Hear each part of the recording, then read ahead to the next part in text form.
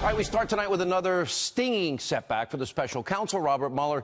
President Trump's lawyer, Rudy Giuliani, is saying tonight Robert Mueller will not seek a presidential indictment. Now, it's obvious why Mueller won't even try, because, as we've been telling you, he never had a legal leg to stand on.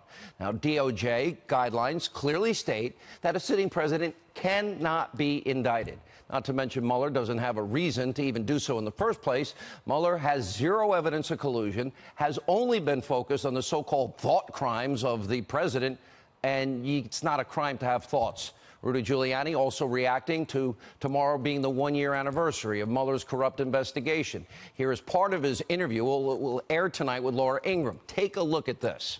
What is your optimal timeline for this to wrap up? They should do it today. I mean, as soon as possible. I think that they have the facts from which they can write their report. If you're going to write a fair report, fine, write it. If you're going to write an unfair report, write it, and we will combat it. We're ready to rip it apart. The former New York City mayor, he's right about this. He also told our own Laura Ingraham about the damage that this investigation is doing to this country. And here's what he said.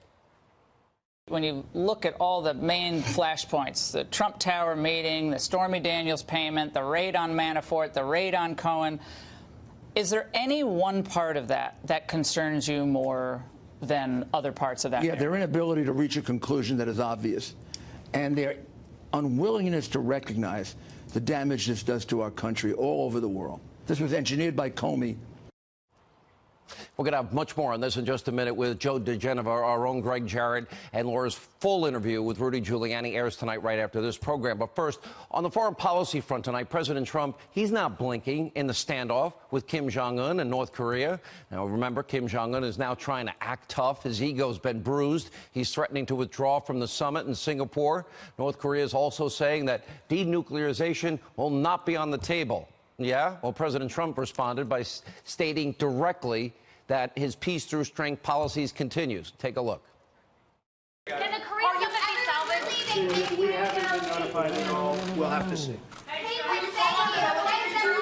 We haven't seen anything. We haven't heard anything. We will see what happens. Whatever it is. Well, obviously, the liberal media in a frenzy over this development, because think about it, for them to succeed is for the president to fail.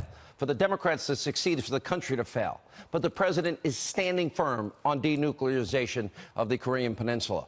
And National Security Advisor John Bolton is also saying this is just part of the game that North Korea always plays, except unlike Clinton, we're not trying to bribe the guy. The question is whether this really is a sign that they're not taking our objective of denuclearization seriously. You know, Kim Jong-un told South Korean President Moon Jae-in at their April the 27 inter-Korean summit that he agreed to denuclearization. And so if they're walking back from it, we'll find out. I think Sarah Sanders said this morning pretty much what the president's thinking is if they're ready to meet, we're ready to meet. If they're not ready to meet, then they won't meet. And we have the 3 hostages back. He's not firing missiles. He crossed the DMZ. Okay, so far a win. Now what's happening here is the policy of trust but verify. President Trump, he's not giving up anything with North Korea, which is why he keeps saying, well, we'll see what happens. Now, Kim Jong-un, well, he's the one that has made every concession. He gave up the hostages. We didn't have to appease him with a plane load of cash and other currencies or $150 billion like Obama did with Iran. So the ball is in Kim Jong-un's court. He wants to talk. He wants a deal. He wants a better life for his people. President Trump's ready to listen. North Korea will not be allowed to threaten the world and build nuclear weapons. That's a fact. And the president, he's made it crystal clear. All right, we're also getting clarity on another major story tonight. Remember how for the past year, the left-wing media, the Democrats, promising that Trump Tower meeting was somehow the big smoking gun of Russia collusion? Okay, tonight, in spite of media reports, we now have the evidence it was a total dud.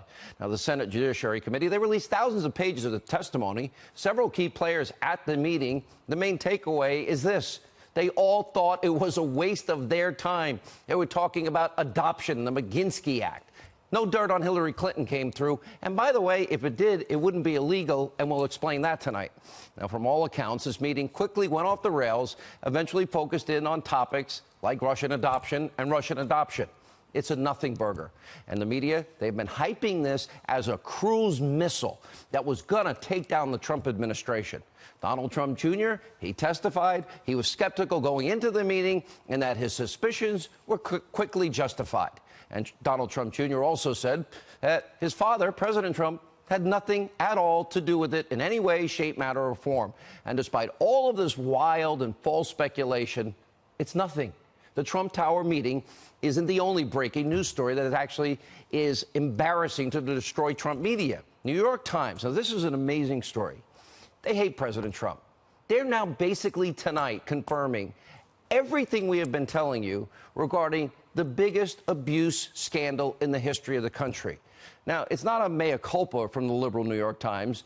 Frankly, it was inadvertent, which is probably why the so-called paper of record, they're kind of playing cleanup. Now, this was their original headline today. This is pretty amazing. A secret mission, a code name, and anxiety inside the early days of the FBI's Trump investigation. Well, they changed the headline.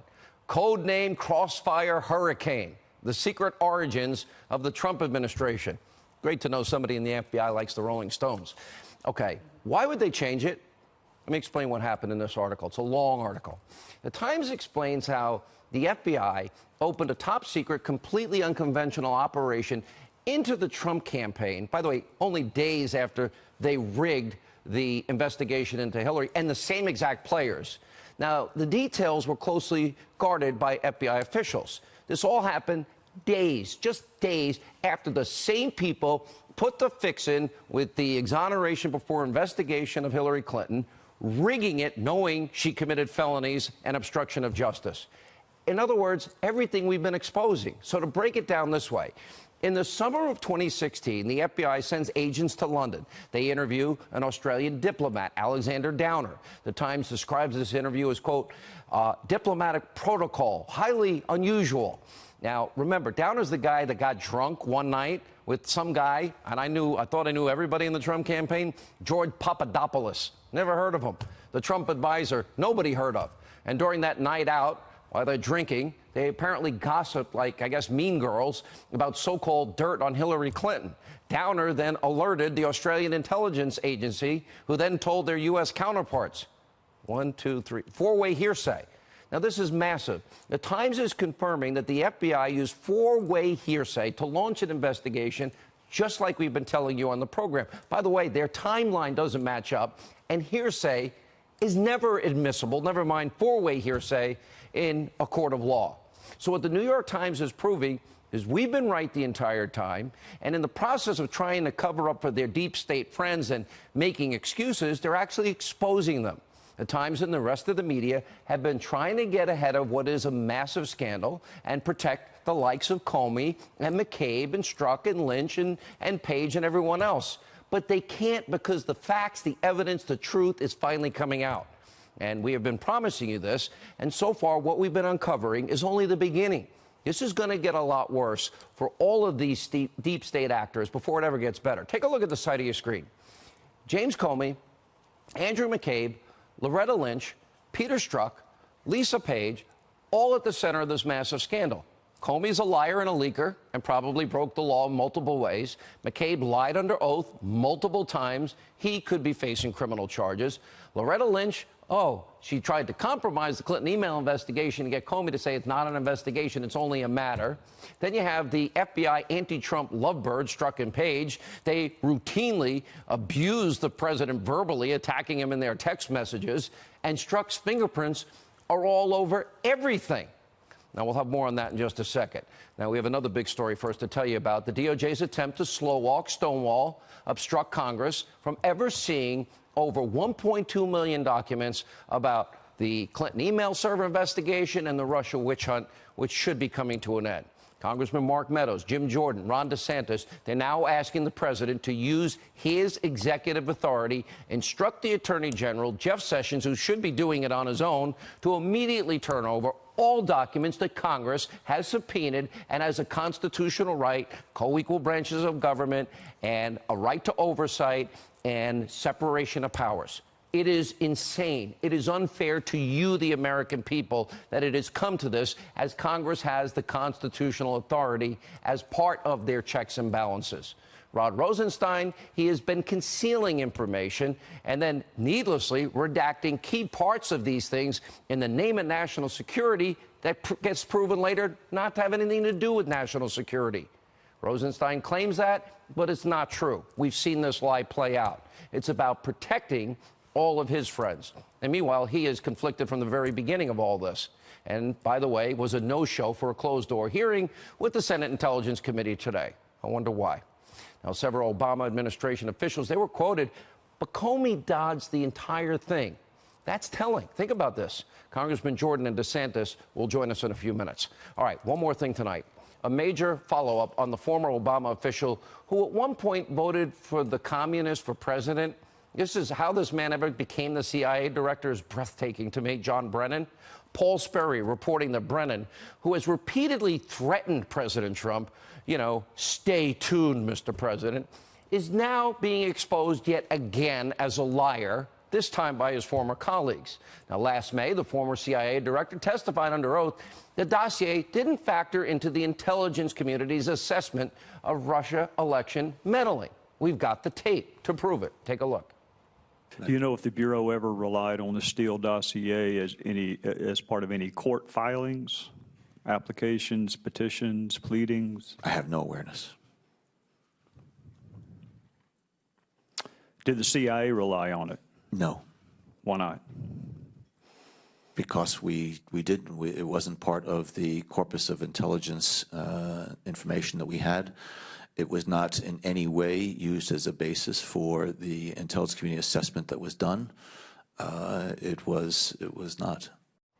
Mike Rogers and James Clapper are contradicting Brennan and saying that, yes, the dossier did play a role into what American intelligence agencies concluded, just like the Nunes memo and just like the Grassley-Graham memo. And on top of all of that, Sperry's reporting that Brennan handpicked Trump hater Peter Strzok to help work on this report.